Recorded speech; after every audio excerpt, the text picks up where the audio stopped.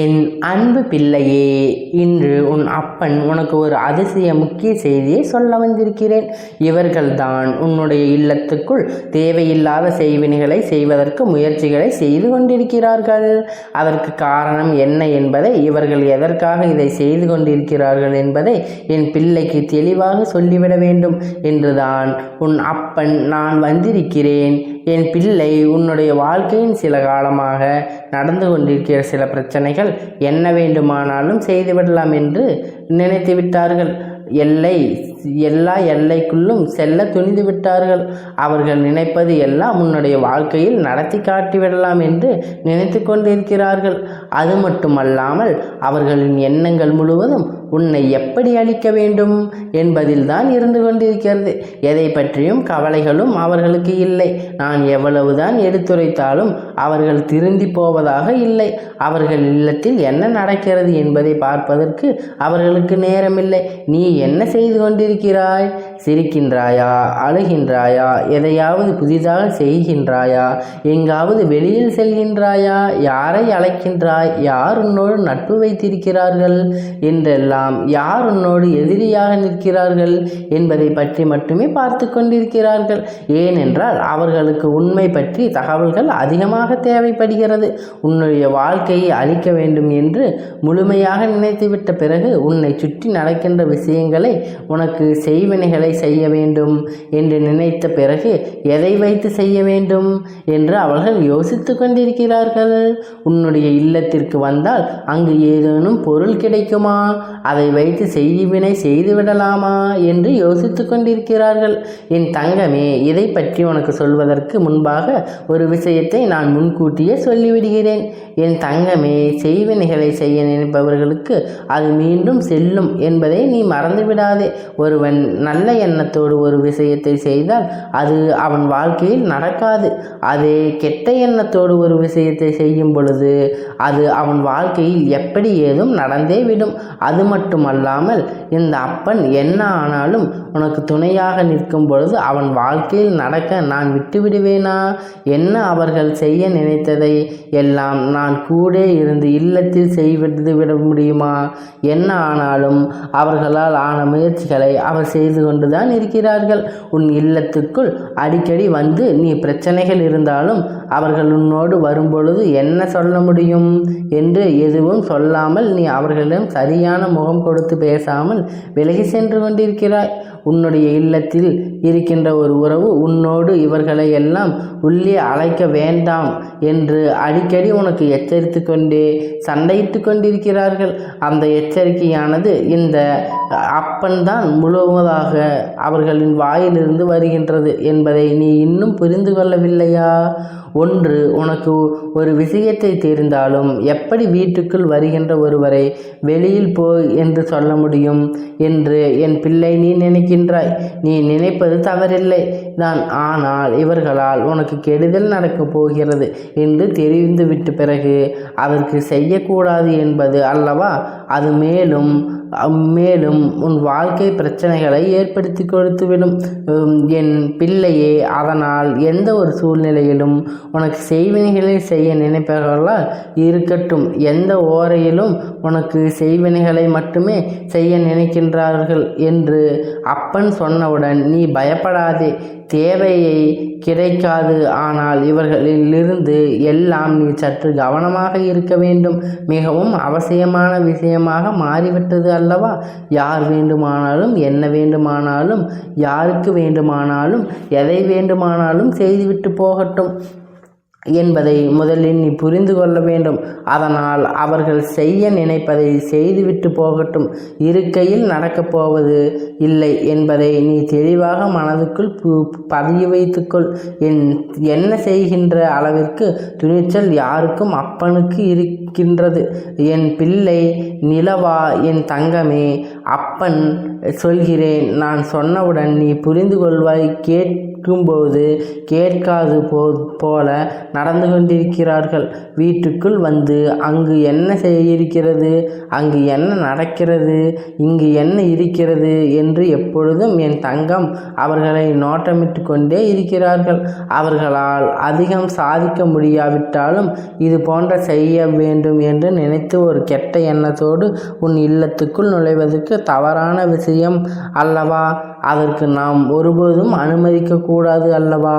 இவர்கள் எல்லாம் அங்கே உள்ளே நுழைவதற்கு எந்த தகுதியும் அவர்களுக்கு இல்லை அல்லவா? அதை நீ புரிந்து கொள்ள உடனடியாக இதை தடுத்து நிறுத்த வேண்டும்.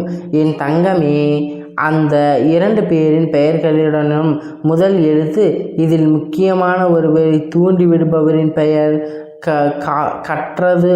தங்கமே, எந்த ஒரு பெயர் கா என்ற எழுத்தில் ஆரம்பிக்கின்றதோ இந்த வரிசையில் வருகின்ற எந்த எழுத்தாகவும் அவர்களுடைய பெயர் இருக்கலாம். என் தங்கமே, இது உன்னுடைய வாழ்க்கையில் உனக்கு இவர் செய்ய நினைக்க வேண்டும் என்று மனதுக்குள் அவர்களின் உடைய கெட்ட எண்ணங்கள் இருக்கின்றது. எழுத்தாலும் இன்னும் இந்த முயற்சிகளையும் அவர்கள் செய்ய தொடங்கிவிட்டால் இப்படி செய்யலாம் என்று யோசனை மட்டும் அவர்களுக்கு பலமாக இருந்து கொண்டே இருக்கிறது. நீ ஆள வேண்டும், உன்னுடைய அழுகையை காண வேண்டும் என்று அவர்கள் நினைக்கின்றார்கள்.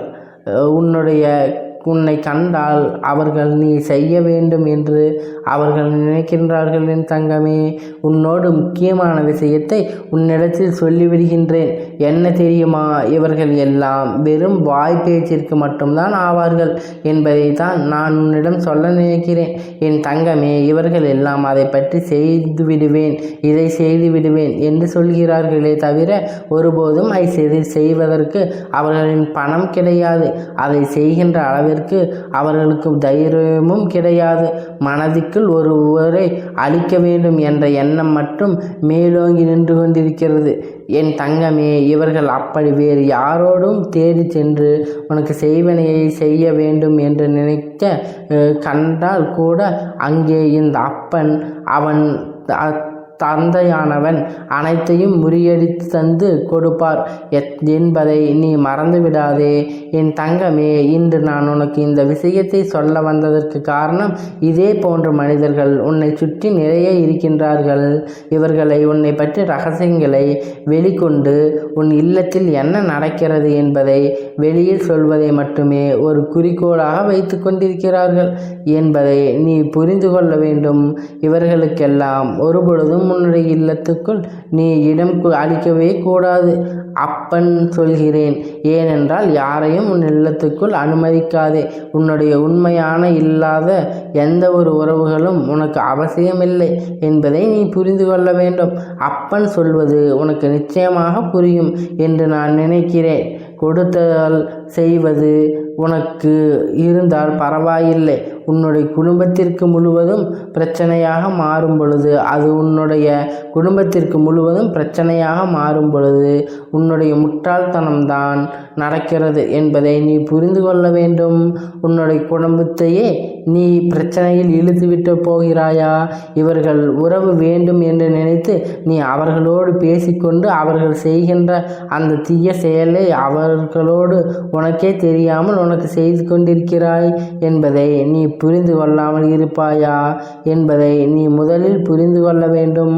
மற்றவர்களிடமிருந்து அழிவையும் சேர்த்து நீ அங்கே தேடிக்கொண்டிருக்கிறாய் என்பதை மறந்துவிடாதே. என் தங்கமே, உன் வாழ்க்கையில் இது போன்ற ஒரு விஷயம் நடக்க வேண்டும் என்று அப்பன் ஒருபோதும் கனவில் கூட நினைத்தது கிடையாது. ஆவி வைப்பதற்கு நீயே ஒரு காரணமாக இருந்துவிடக்கூடாது என்று இந்த அப்பன் சொல்கிறேன். அப்பன் என்ன ஆனாலும் உன் இல்லத்தில் வாசலில் காவல் நின்று கொண்டிருக்கிறேன். இந்த தந்தையானவன் என்றுமே உனக்காக இருப்பேன் என்பதில் எந்த ஒரு மாற்றமும் கிடையாது. நீ தீய எண்ணங்களை கொண்டு மனிதர்கள் ஒருபோதும் தேடி தரமாட்டார்கள். உனக்கு துன்பத்தை தான் அதிகமாக தேடித்தர துணிவார்கள். அவர்கள் செய்ய நினைப்பதை செய்ய விடாத ஒரே போது நீ அனுமதிக்க கூடாது. அவர்களிடையே எண்ணங்கள் எல்லாவற்றையும் பொய்யாக்க வேண்டும்.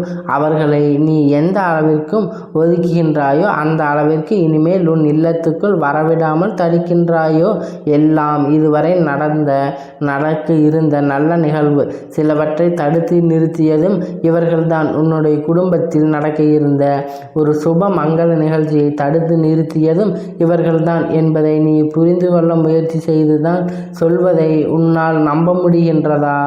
இல்லாததை பொல்லாததை சொல்லி கொடுத்து தேவையில்லாத வேலையை செய்வதர்கள் இவர்கள்தான் என்பதை இன்று உன் அப்பன் என் வாய் மூலமாக நீ என் குழந்தை அறிந்து கொண்டாயல்லவா?